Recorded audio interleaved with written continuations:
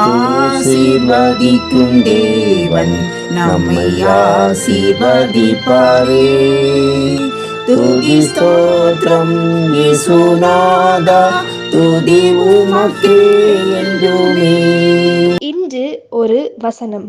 நமக்கு அதி சீக்கிரத்தில் நீங்கும் லேசான நம்முடைய உபத்திரவம் மிகவும் அதிகமான நித்திய கனமகிமையை உண்டாக்குகிறது. 2 கொரிந்தியர் 4:17. அன்புக்குரியவர்களே, இயேசு கிறிஸ்துவின் இனிய நாமத்தில் உங்களை வாழ்த்துகிறோம், ஆசீர்வதிக்கிறோம். நாம் எப்பொழுதும் உபத்திரவங்களையும் பாடுகளையும் விரும்புவதில்லை, ஒரு லகுவான வாழ்க்கையே விரும்புகிறோம். நம்முடைய வாழ்க்கையில் உபத்திரவங்களை எவ்விதமாக நாம் பார்க்கிறோம் என்பது மிக முக்கியம். கிறிஸ்தவ வாழ்க்கையில் நாம் எதை நோக்கி ஓடிக்கொண்டிருக்கிறோம் என்பது மிக அவசியம். கிறிஸ்தவ வாழ்க்கை என்பது நித்தியத்தை நோக்கி ஓடுகிற ஒரு வாழ்க்கை, தேவ அன்பை நினைத்து அதை சார்ந்து வாழுகிற ஒரு வாழ்க்கை. ஆனால் நாம் அநேக வேளைகளில் பாடுகளை சந்திக்கும் போது சோர்ந்து போய் விடுகிறோம். சந்தோஷமான வேலை வரும்போது அதில் சந்தோஷப்படுகிறோம். ஒரு மெய் கிறிஸ்தவன் இரண்டையும் ஒரே விதமாகவே பார்க்கக்கூடியவன். ஏனென்றால் இந்த உலகத்தின் காரியங்கள் அனைத்துமே தற்காலிகமானது என்பதை அவன் அறிந்திருக்கிறான். நம்முடைய வாழ்க்கையில் மாறாத நித்திய தேவனின் அன்பை அறிந்து கொள்வோம் என்றால் நாம் தேவனை சார்ந்து வாழ முடியும். அது மாத்திரமல்ல, நித்தியமான ஒரு நோக்கத்தை கொண்டவர்களாக இந்த உலகத்தில் நாம் வாழுகிறவர்களாக இருப்போம். நம்மில் அன்பு கூர்ந்த இந்த தேவனை சார்ந்து வாழும் போது மாத்திரமே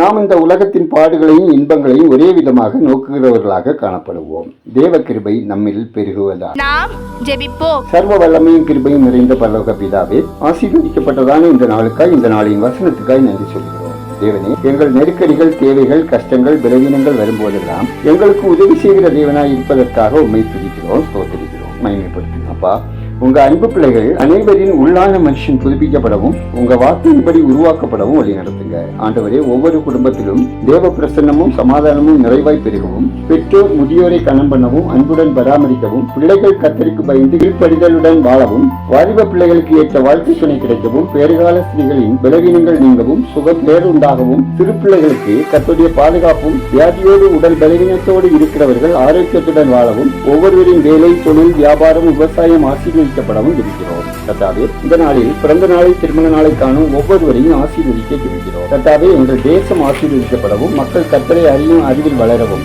உங்க வருகைக்கு ஆயத்தப்படவும், தேசம் பொருளாதார வளர்ச்சி அடையவும், தமிழகத்தில் கள்ளச்சாராயத்தை தடுக்கவும், மதுக்கடைகள் மூடப்படவும், அத்தியாவசிய உணவுப் பொருட்கள் மற்றும் காய்கறி விலையில் குறைக்க மத்திய மாநில அரசுகள் நடவடிக்கை எடுக்கவும், இந்தியாவில் நடைபெறும் குற்றச் செயல்களுக்கு உடந்தையாக உள்ள அரசியல்வாதிகள் மற்றும் அரசு அதிகாரிகள் மீது கடுமையான நடவடிக்கை எடுக்கும்படியும், சிறுபான்மை மக்கள் மீது தாக்குதல்களை நடத்துகிறவர்கள் மீது மத்திய அரசு நடவடிக்கை எடுக்கவும், உலக வங்கியின் மூலம் இலங்கையின் ஆரம்ப சுகாதார நிலைய சேவைகளின் தர மேம்பாட்டுக்காக வழங்கப்படும் நிதி மூலம் இலங்கை மக்கள் பயனடையும்படியும் ஜெபிக்கிறோம். எங்கள் ஜெபத்தை கேட்டு பதில் தருகிறவரை உமக்கு நன்றி செலுத்துகிறோம். துதிகனமையுமே உமக்கே செலுத்துகிறோம். இயேசுவின் நாமத்தில் ஜெபிக்கிறோம் எங்கள் ஜெபங்களின் நல்ல பிதாவே, ஆமென்.